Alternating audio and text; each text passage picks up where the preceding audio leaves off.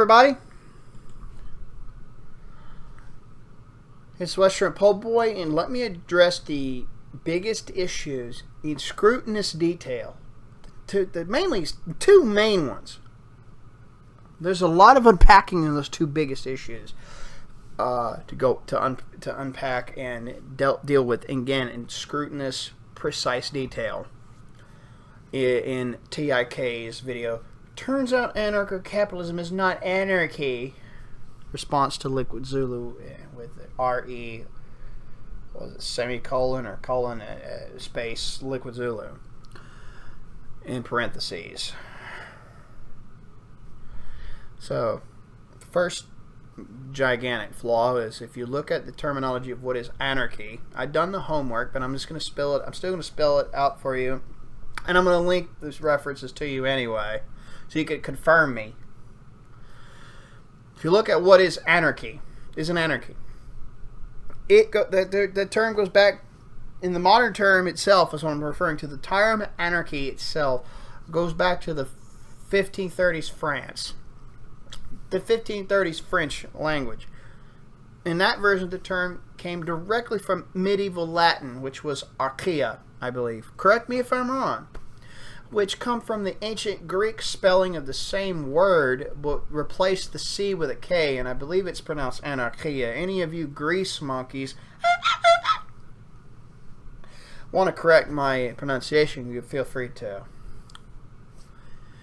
And it's the ancient Greek noun abstracted from anarchos, which is to be rulerless, to be throneless, or to be without a central ruler. Without a central ruler, to be without. And you look at, an, meaning without, and archos, meaning leader, throne, central ruler, central leader, or leader. That's what it come from. And under these terms shown alone, Ancaps are anarchists.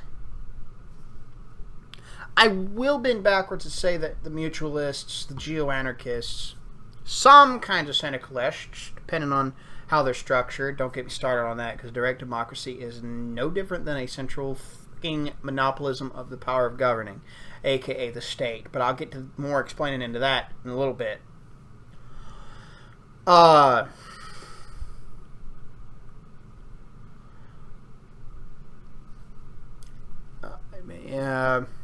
Anarchist, distributist, libertarian, or anarcho-distributarians for short, and lastly the anarcho-technocrats, are also anarchists.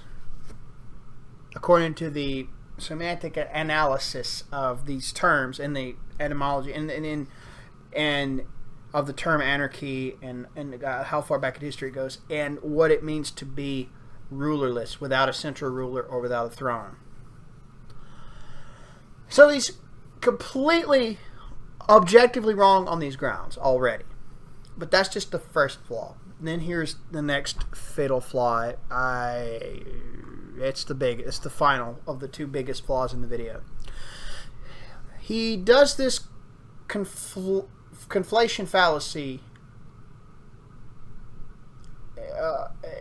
this conflation is something that anarchists, panarchists like myself, constitutionalists, minarchists, statists don't tend to do if they're worth a shit and know what they're talking about and know how things work. And that is, this conflation is collectivizing people with this entity, this constructed entity called the state. Now, you see me use the term construction. I meant it in the socially constructed sense, because in this case, I am not appealing to critical theorizing. I am unironically invoking counter-critical craft. In the same way James Lindsay and Murray Rothbard have done. My pointing that out, and you'll see me if you go look down at the video, episode 1 of James Lindsay's. James Lindsay Runs from Libertarians, episode 1. You'll see where I call that at, much to his chagrin. Hopefully I said that correctly. I hope I didn't mispronounce that for the umpteenth time. And you go from there. But they both, Rothbard, Rothbard, Hoppe, and James Lindsay all invoke counter-critical craft, and I just did it myself here, and I just showed you an example. I'm teaching you this shit as I learn it, okay? And so TIK, just like a majority of the planet, collectivizes, collectivizes people with the state, this construction called the state, and uses a pseudosemantics peddling of my society equals my people equals my public equals my state BS, right? Even though we can objectively see that is not how this works, and it never will. It starts out appearing that it works that way until it goes to shit, because the incentives of what it means to be a state, and what it means to be a politician, what it means to be a shitty king, and all these other things, statist king. I'm not going to get that. I'm not going to get into that at all today. I refuse, because I have still got a while to put that one together. That's a lot to talk about. But a statist king, a politician, or whatever. It's all the incentives to go against representing the people come up, and it's not an if; it's a game of chicken and waiting to see when. It's a big waiting game and a game of chicken thrown together, really.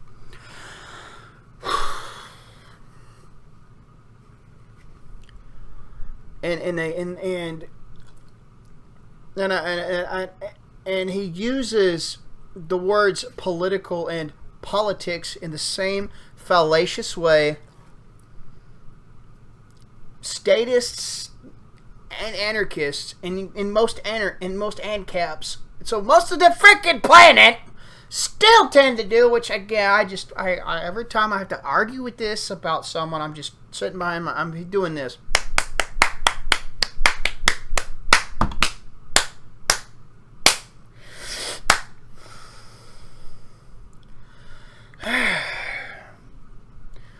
That last one I actually felt.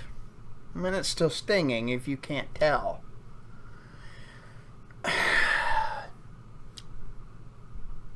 Oh!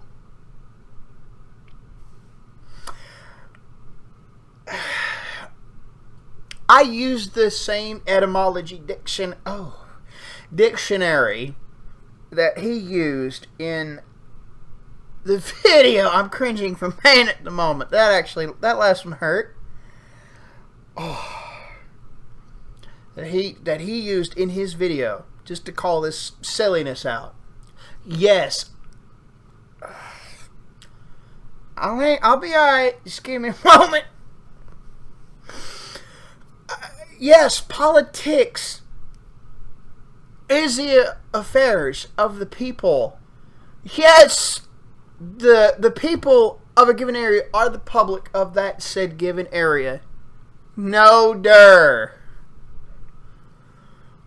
Yes, the polis is the people of the given area where a social order is at. No shit!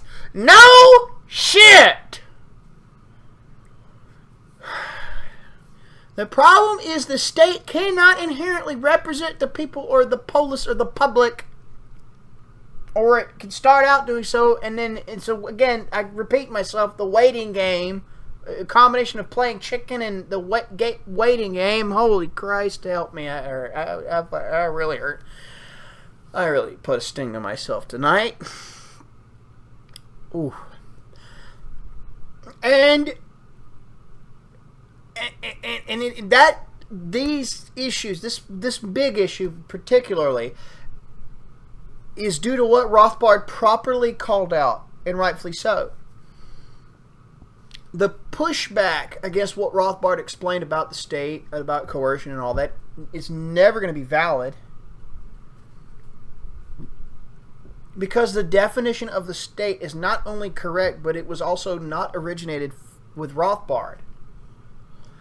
In fact, it predates him with 5 figures in history, mainly Lysander Spooner and Max Weber being the main two. Well, actually, I'm going to throw this. There's a 6th one I'll throw him in. There's Auburn Herbert, then Then you have, so we got Lysander Spooner and Max Weber. They're the top two in this regard. Then you have the work of Gustave de Molinari criticizing the state's monopolism over security and protection in his work, production of I think it's the production of security, and then Hoppe made his sequel to Molinari's work. I believe it's the private production of defense, or I'll link that down below.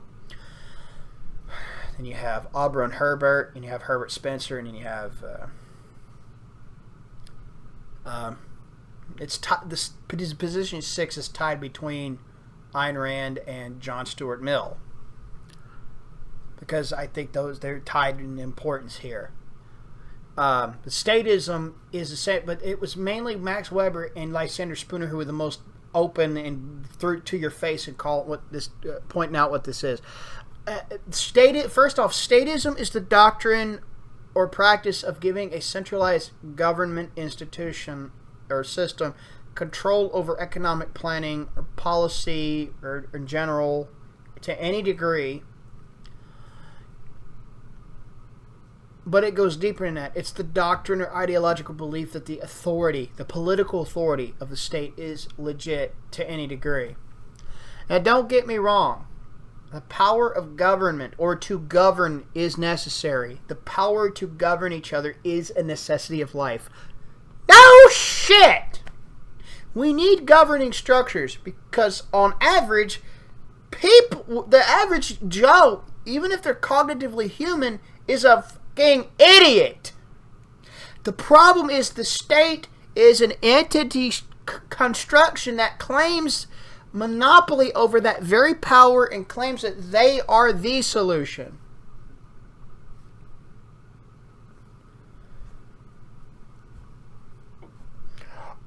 Excuse me. What makes the state a state? First, it's that it's an inherently monopolistic structure and an unironic cult belief that this monopolistic structure is a necessity or a must.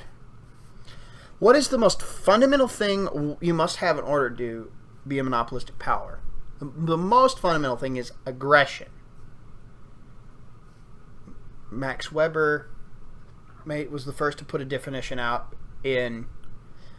about the state, and this is why anyone that's read Rothbard and read about liberty throughout history and read about notions of liberty and read Max Weber, those of us who know enough of the shit, we call it Weberian aggression because of what I'm pointing out here and evoking Max Weber, one of the 3 co-founders of sociology as a field, the only motherfucker I like.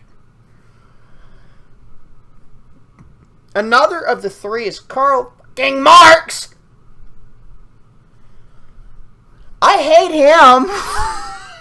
I hate him. Whew. Sorry, I got a little hot there, didn't I? But that's not very Christian, Wes. Oh well, I'll exist with it. Fuck off. So, the unsolicited, unprovoked initiating of forceful interaction, forceful interference on others. I'll post the definition of the state down below.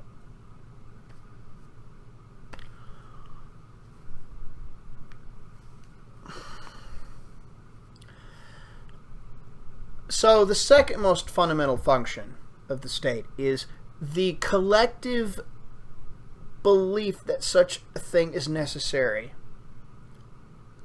That's the occult belief part. The third fundamental function of a state is the assertion that an individual has to give up their inherent human rights or whatever to give to any degree for an appeal to the greater good or an appeal to a collective or an appeal to welfare of a collective or to collectivism. These are all just different flavors of just the collectivism. Because what's hilarious is evil itself has to appeal to this assertion of my collective or my greater good to peddle the shit that they peddle, or no one believes it. This fundamental flaw has been in existence for as far as we know. The state goes back centuries. 6.5 millennia, 6,500 years, 6,500 years, however you want to phrase, word the same thing, the same number of years. Murray Rothbard was the guy who continued to finalize the understandings of Max Weber, John Stuart Mill, Ayn Rand, Auburn Herbert, Herbert Spencer, Molinari, and all the Lysander Spooner, and early era Benjamin Tucker, when he was still a Jeffersonian natural rights individualist before he became intellectual, cringe aids, mutualist, egoist back later in his life. And cross-reference, it came to these understandings, and came to understand them. And paired these cross-reference distilled understandings with Mises's praxeology causal realist deduction system. In doing this, Rothbard evolved the classic liberalist framework, and when he did this, he then worked with Leonard Read, the founder of the Federation of Economic Education, or FEE, worked with him in 1955, 2 years short of a full century of the left's monopolism over the word libertarian. I got that down below too, guys. Demonopolized the word libertarianism away from the left, and when they did, because the leftists do what they always do, when they self-identify with words, they pull these anti-semantics or pseudosemantics to muddy the waters, to psyop the general public, to fool them, and to justify their intellectual monopolism, and then project that everyone else is doing what everyone else. It's everyone else, not them. Everyone else is doing what they're really doing. That so on and so forth. I got all that down below. It's all down below. Every bit of it. So yeah. These are why that video is just... I do appreciate that TIK says he agrees with it in principle. But he was still categorically completely erroneous here. Regardless of that, please still subscribe to him. He's one of the best content creators out there that does historical, political analytics and economic analysis of history and all that. And you're not going to get any better than him. I argue personally. He's probably the best out there as far as I'm concerned, but that's just me. I'm just a little biased. But anyhow, thank you for watching. I'll see you later. Signing out. Go check him out.